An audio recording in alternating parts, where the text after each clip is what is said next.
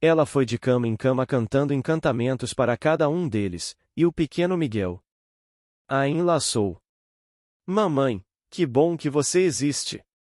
Exclamou ele. Essas foram as últimas palavras que a senhora Darling ia ouvir de Miguel durante um longo tempo.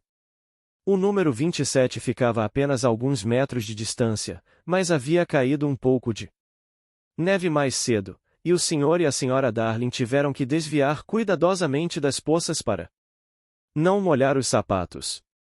Eles eram as duas únicas pessoas na rua, e todas as estrelas os observavam.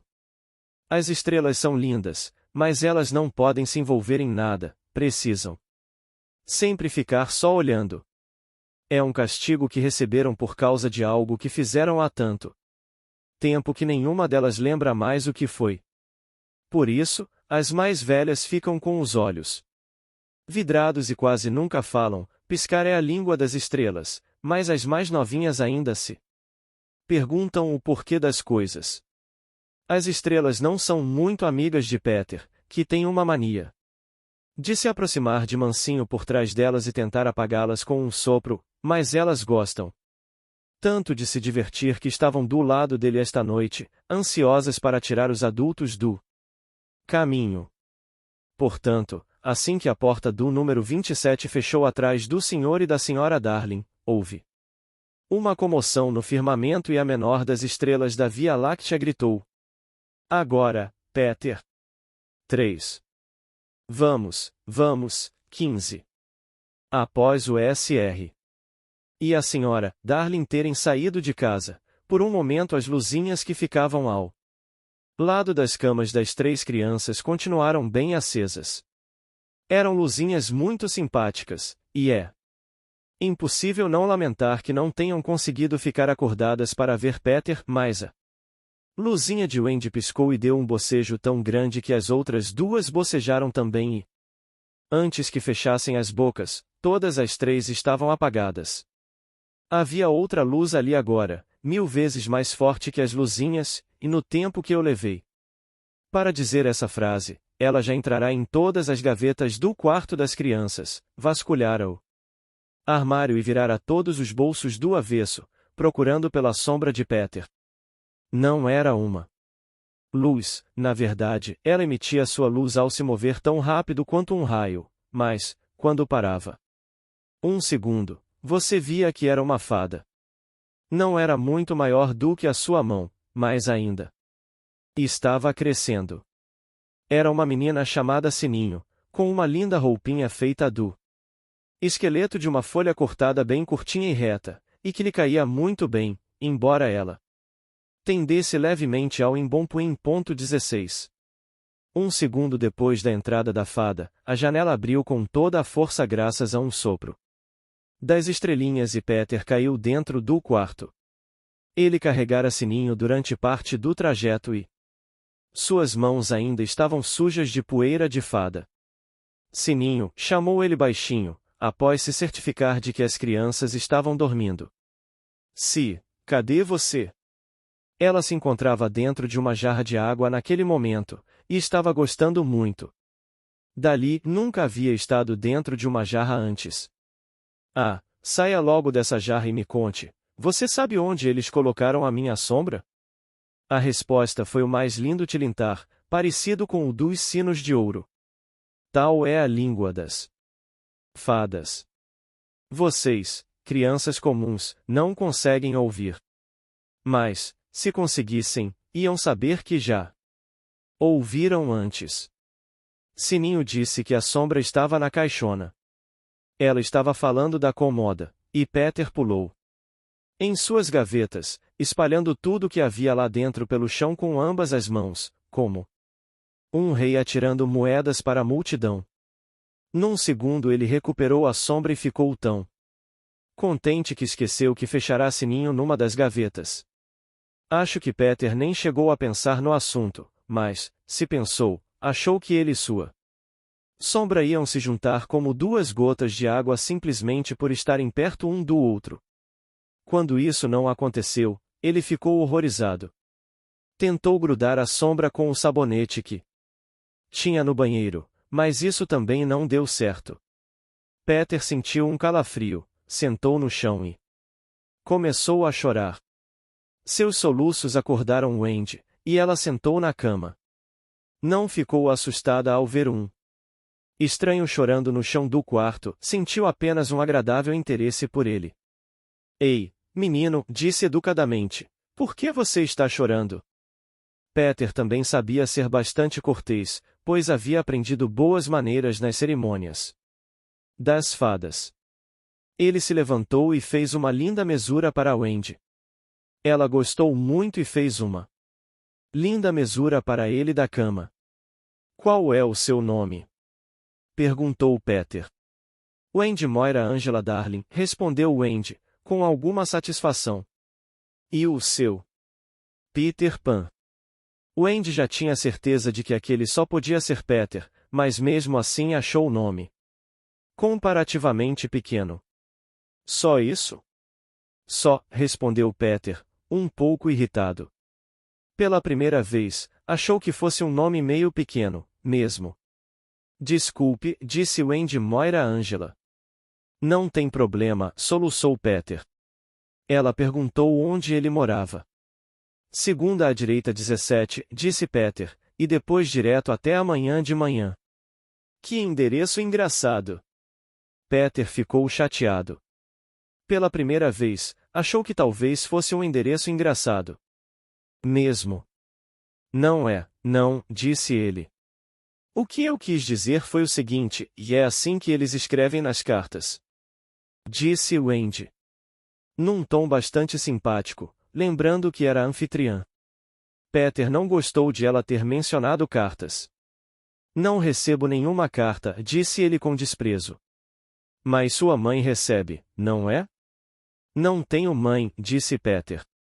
Ele não apenas não tinha mãe, como não tinha a menor vontade de ter uma. Achava que todo mundo dava uma importância exagerada para as mães.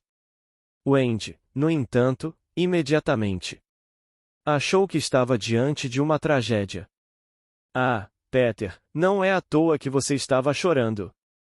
Disse ela, pulando da cama e correndo para perto dele. Eu não estava chorando por causa de mãe nenhuma. Disse Peter, indignado. E estava chorando porque não consigo fazer minha sombra grudar de volta.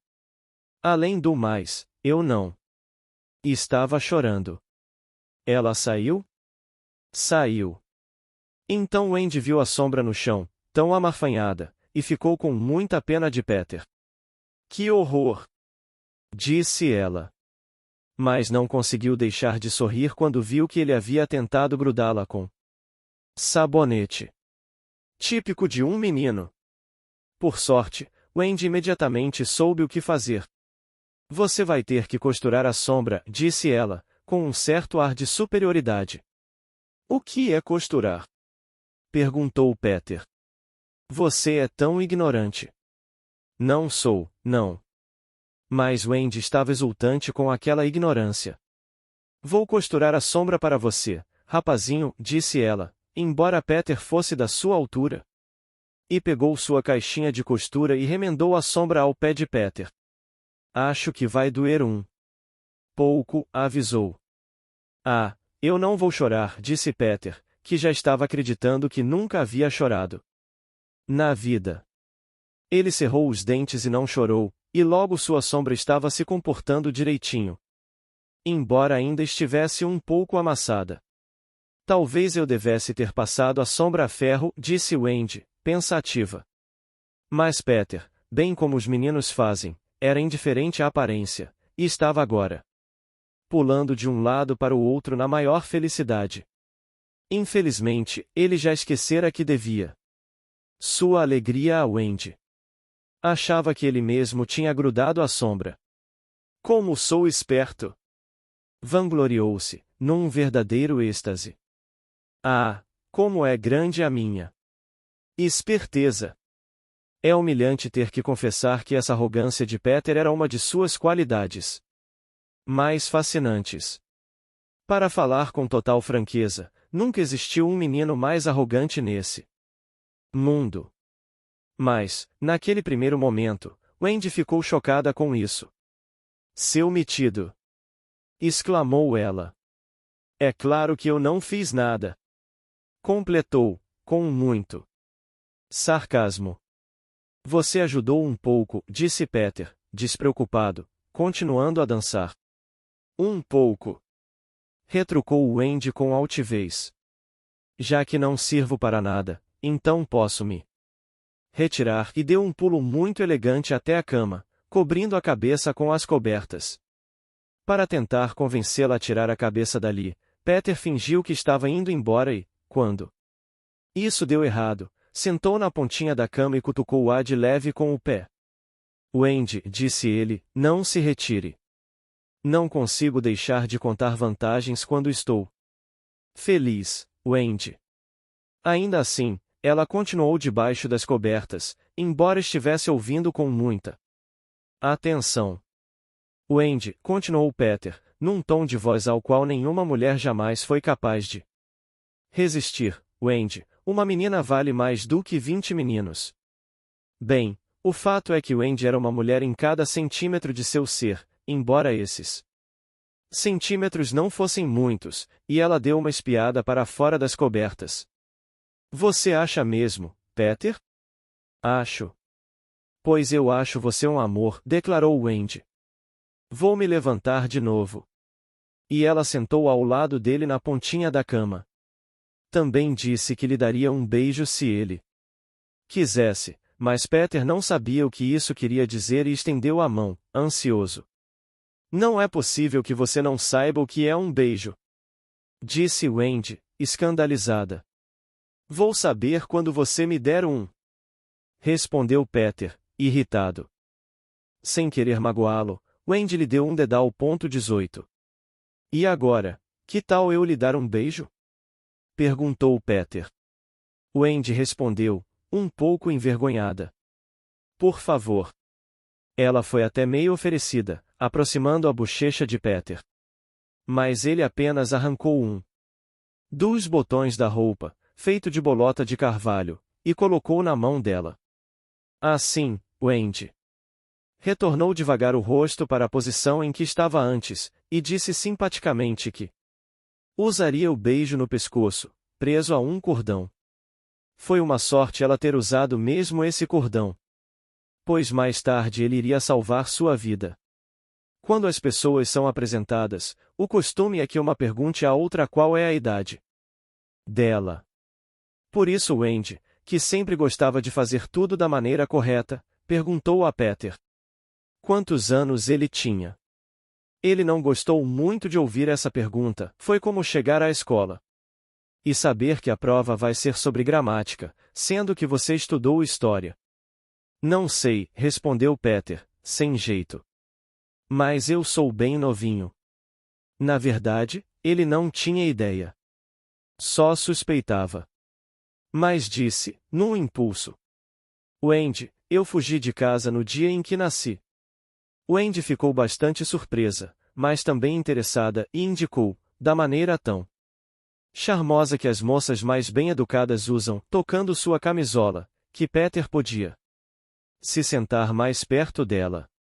Foi porque eu escutei meu pai e minha mãe falando sobre o que eu ia ser quando virasse adulto, explicou Peter baixinho. Ele ficou bastante agitado. Não quero nunca ser adulto, disse, com raiva. Quero sempre ser criança e me divertir. Por isso, fugi para o Kensington Gardens 19 e vivi muito tempo com as fadas. Wendy olhou-o com intensa admiração e Peter achou que era porque ele tinha fugido, mas, na verdade, era porque ele conhecia fadas. Wendy viverá uma vida tão caseira que, para ela, conhecer fadas parecia uma coisa maravilhosa. Ela desatou a fazer perguntas sobre as fadas. Para surpresa de Peter, que as achava muito chatas, sempre o atrapalhando. Às vezes, até tinha que dar umas palmadas nelas. No entanto, gostava de fadas em geral, e contou a Wendy como foi o começo delas. Sabe, Wendy, Quando o primeiro bebê riu pela primeira vez, o riso dele quebrou em milhares de pedaços e todos eles saíram pulando, e esse foi o começo das fadas. Não era uma história muito interessante, mas, como Wendy não saía muito de casa, ela gostou. Por isso, continuou Peter, simpático, devia existir uma fada para cada menino e para cada menina. Devia existir? Mas não existe? Não. As crianças sabem de tanta coisa hoje em dia que logo param de acreditar nas fadas. E toda vez que uma criança diz eu não acredito em fadas, uma fada cai morta em algum lugar. Bom, Peter achou que agora eles já tinham falado demais nas fadas, e ele percebeu que Sininho estava muito quieta. Não sei onde ela se meteu, disse, se levantando e chamando por Sininho. Wendy sentiu um arrepio de excitação. Peter! Exclamou ela, agarrando-o. Quer dizer que tem uma fada aqui dentro deste quarto? 20. Ela estava aqui faz pouco tempo, disse Peter com certa impaciência. Você não está ouvindo a Sininho falar, está? Os dois ficaram escutando. Só estou ouvindo um barulhinho como de um sino, disse Wendy. É a Sininho, essa é a língua das fadas. Acho que estou ouvindo também. O som vinha da cômoda, e Peter fez uma cara alegre. Ninguém conseguia ficar tão alegre quanto Peter, e sua risada fazia um barulho lindo, parecido com o de um riacho correndo. Ele ainda tinha sua primeira risada. Wendy, sussurrou Peter, achando graça, acho que a tranquei numa das gavetas da cômoda. Ele abriu a gaveta para que a pobre Sininho saísse, e ela voou pelo quarto todo, gritando de fúria. Você não devia dizer essas coisas, retrucou Peter.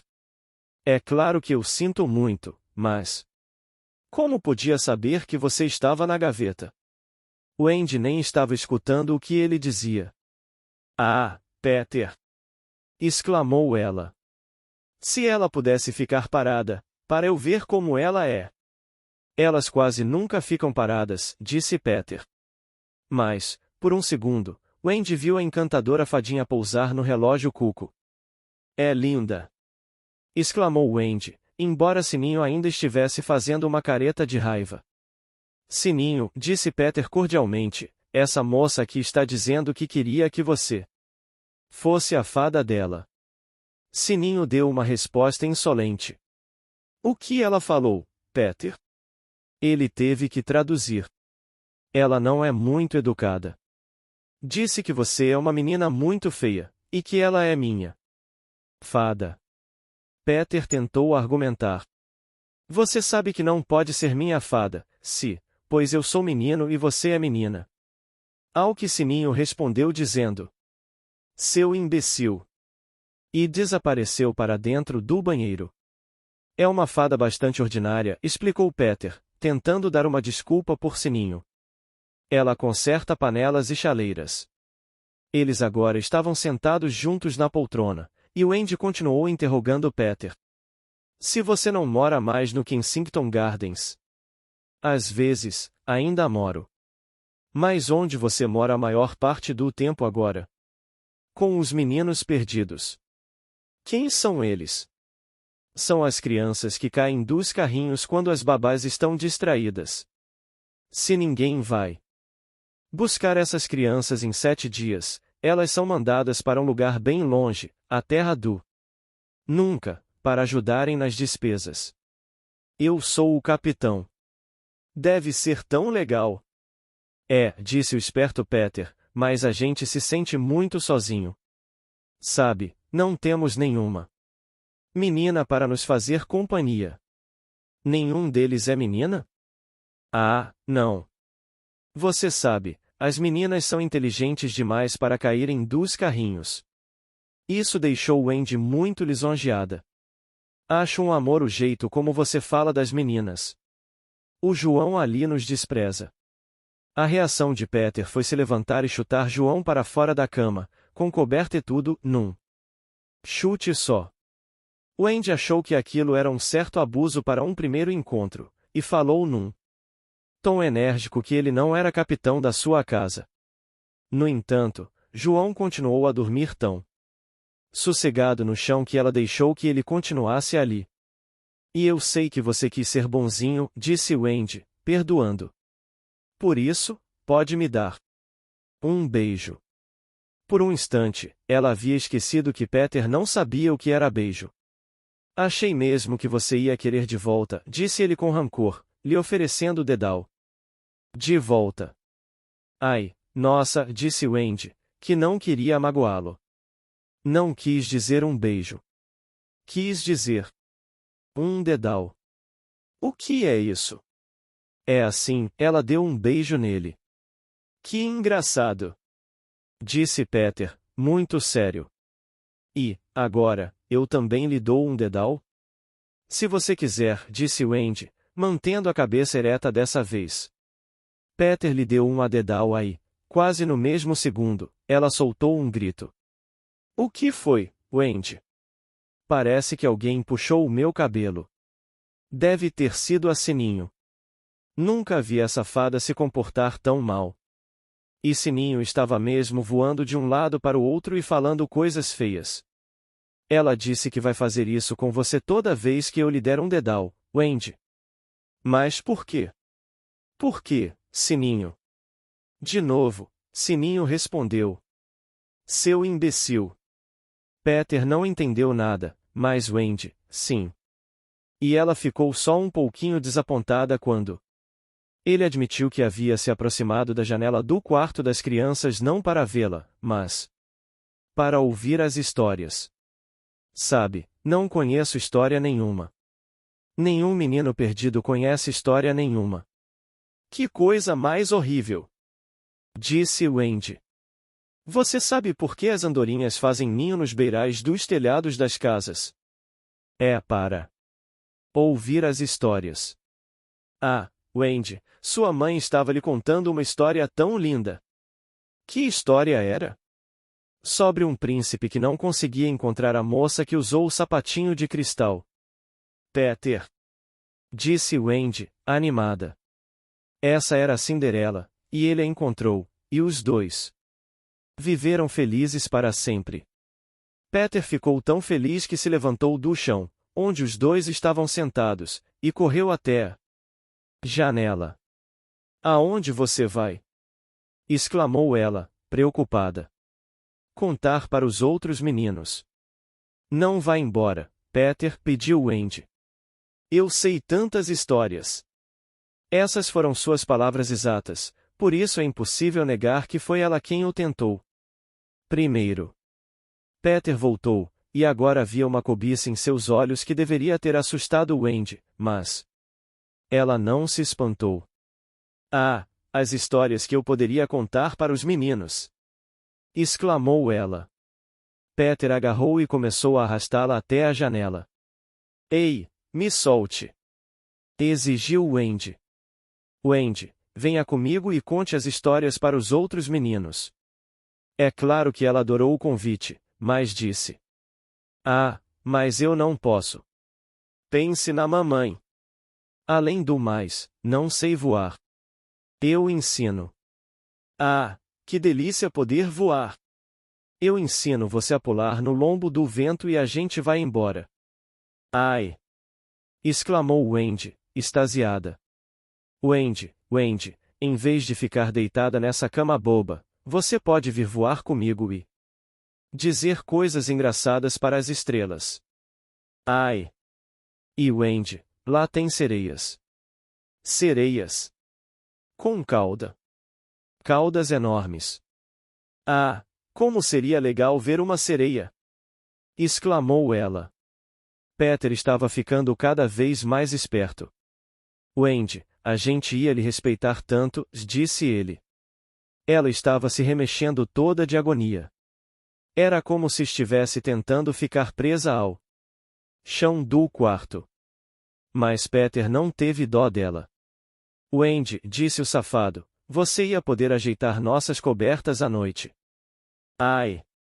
Ninguém nunca ajeitou nossas cobertas. Ai! Disse Wendy, estendendo os braços para ele. E você ia poder costurar nossas roupas e fazer bolsos nelas. Nós não temos bolso. Como Wendy poderia resistir? É mesmo muito fascinante! Exclamou ela. Peter, você ensina o João e o Miguel a voarem também? Se você quiser, disse Peter com indiferença. Wendy correu para João e Miguel e os sacudiu. Acordem! O Peter Pan está aqui, e ele vai ensinar a gente a voar. João esfregou os olhos. Então vou levantar, disse, e é claro que já estava de pé. Pronto. Já acordei. Miguel também já estava acordado, e mais aceso do que 6 lâmpadas e um farol. Mas Peter subitamente fez um gesto exigindo silêncio. Os rostos de todos ficaram com aquela expressão astuciosa que as crianças fazem quando estão tentando escutar algum barulho vindo do mundo dos adultos. Estava um silêncio de igreja. Então, tudo certo. Não, esperem. Tudo errado. Naná, que vinha latindo desesperadamente a noite toda, estava quieta agora. Fora o silêncio dela que eles haviam escutado. Apague a luz. Vamos nos esconder. Rápido. Disse João, assumindo o papel de líder. Pela única vez ao longo de toda a aventura. Portanto, quando Liz entrou segurando Naná, o quarto das crianças estava com o mesmo aspecto de sempre, muito escuro, e qualquer um juraria que dava para ouvir as 3 criaturas danadas que dormiam ali respirando como anjinhos enquanto dormiam. Eles estavam fazendo aquilo, ardilosamente, escondidos atrás da cortina da janela.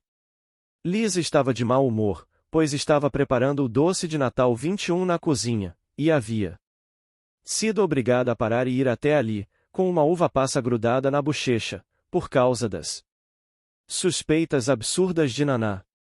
Ela achou que a melhor maneira de conseguir um pouco de sossego era levar Naná até o quarto das crianças por um instante, mas sem largá-la, é claro. Pronto, sua boba desconfiada, disse Lisa, gostando de ver Naná em desgraça. Eles não estão em perigo nenhum, estão? Os 3 anjinhos estão dormindo a sono solto na cama. Ouça. Só a respiração tranquila deles. Nesse momento Miguel, encorajado por seu sucesso, respirou tão alto que eles quase foram detectados. Naná conhecia aquele tipo de respiração e tentou se livrar das garras de Lisa. Mas Lisa não era muito inteligente. Chega, Naná, disse ela, severamente, tirando a cadela do quarto. Estou avisando que, se você latir de novo, vou direto atrás dos patrões e trago os 2 para a casa da festa. Ah, aí o patrão vai dar umas boas palmadas em você. Ela amarrou a pobre cadelinha de novo, mas você acha que Naná parou de latir? Trazer os patrões para a casa da festa. Ora, era justamente o que ela queria. Você acha que Naná se importava de levar umas palmadas se suas crianças estivessem a salvo? Infelizmente, Lisa voltou para os seus doces e Naná, vendo que ninguém viria ajudá-la, puxou e puxou a corrente até quebrá-la. No segundo seguinte ela estava entrando a toda na sala de jantar da casa 27.